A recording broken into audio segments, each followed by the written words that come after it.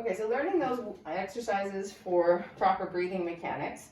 First, you want to place your child in a lying position with knees slightly bent, and you'll want to expose the midsection of your child's body. At this point, you're going to ask the child to take a deep breath in. So go ahead, take a very deep breath in, and then letting go. And what you want to make sure you're observing is the area along the ribs. Okay, you want to see that this area is expanding up, but when you watch your child, there's a good chance that you're going to see what we just saw here. So go ahead, take a deep breath in, and you're going to see that the air is all being drawn up shallow, okay, and nothing is coming down.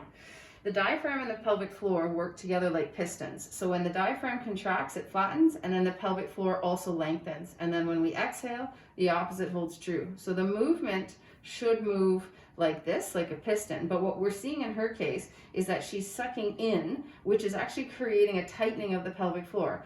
And when children have bowel and bladder dysfunction, this could wreak some havoc in terms of the optimal performance of the pelvic floor to execute the evacuation of stool or emptying of the bladder. So once again, try it one more time, watching very carefully here, breathing in, and you'll see everything's being drawn up. Okay, so now we're going to want to correct for that, and one way to correct for that is what we've highlighted in the slides.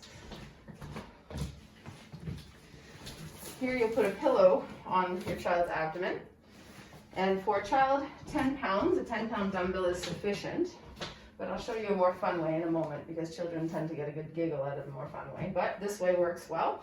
And so here what you're going to ask the child to do is you're going to take a deep breath in and you're going to try and lift the weight up. So go ahead. Inhale. And what you want to see is the pillow and the weight rising. Now the reason we have weight on the pillow is because what we're doing now is exercising the diaphragm. Okay, we're doing weight training for the diaphragm. So the diaphragm can start to move downward through its full excursion to create that abdominal rise and that pelvic floor lengthening. So go ahead again, inhale deeply. And then hold it there. And then as you let it go, it just falls back down to the bottom. Very nice. And the first one isn't going to be the best one, so you're going to do this 10 times. And you want to do this daily. Okay, so again, deep breath in, really trying to get it all the way up to the top. And then letting go. As the child is doing this exercise here, you're just going to tuck the knees in or the feet in a little bit closer to the bum.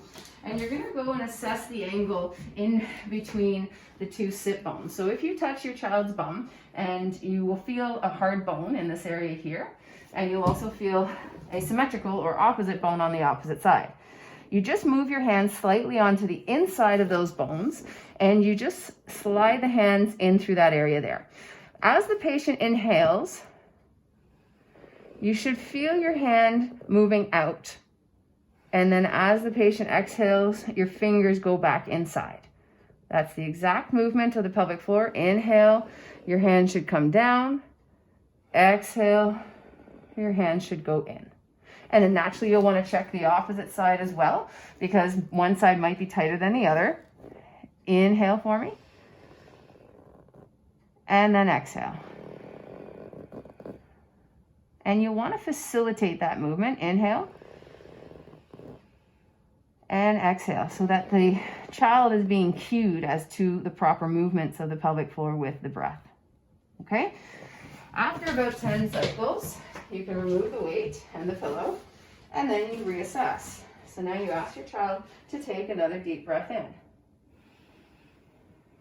And already what you can see is that we have more abdominal rise, or belly breathing as we call it, than we saw previously. So now the diaphragm has been challenged, and now the diaphragm is being moved in the proper direction so that the pelvic floor muscles are also moving in the proper direction.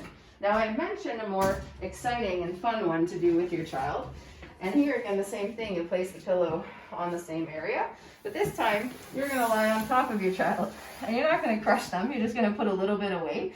And this time you'll ask them to do the same thing, and you can actually really feel the lift because you'll ask them to lift you up. So try and breathe and try to lift me up all the way to the top, and then hold me there, and then let me go. We're going to do that again. I really want you to try and get it as deep as you can. Try and lift me up so that I'm more falling this way.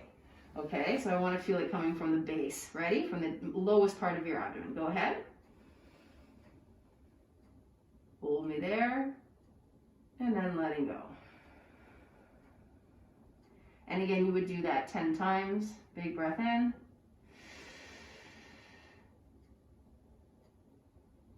Letting go.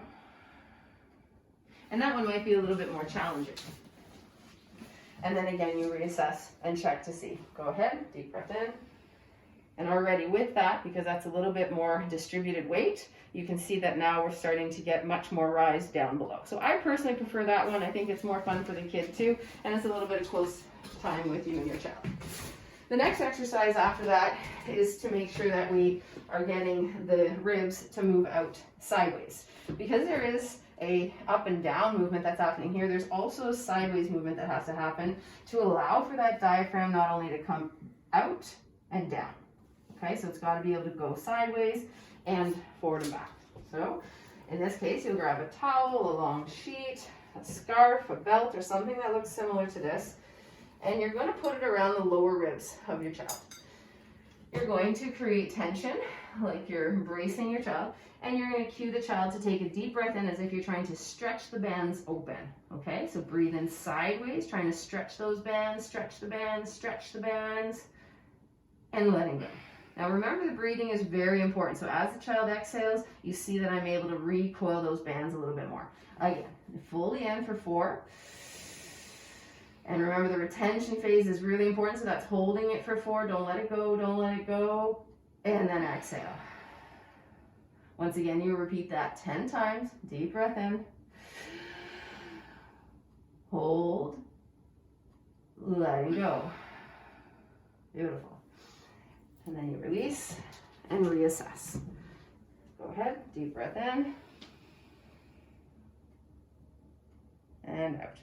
So here, this would require a few more efforts. That was only 3, but at home you're going to be doing 10, and obviously daily, and then that will start helping the ribs moving out sideways. The last way to do it is you flip over onto your tummy, and this is the crocodile pose. So you're just going to go slightly up onto your elbows. Yeah. Okay. A little bit lower. You can kind of drop, just drop your chest down. Yeah, there we go. Perfect. Okay, so now we're correcting spine. Okay, so this is really a big one for posture, which promotes better breathing. And again, the same thing. You challenge the child the exact same way. Go ahead, deep breath in. And you can see how she's stretching the band apart, and then exhale. I pull to help bring the ribs together. Again, holding resistance. I'm holding that resistance. It's actually her that's causing the bands to move. And then letting go. And again, 10 times in this position. And you're really asking the child to think about feeling that air going really deep into the belly, all the way down into the bum, and letting go. Great work. And after every session, you reassess to make sure that you've had some improvement.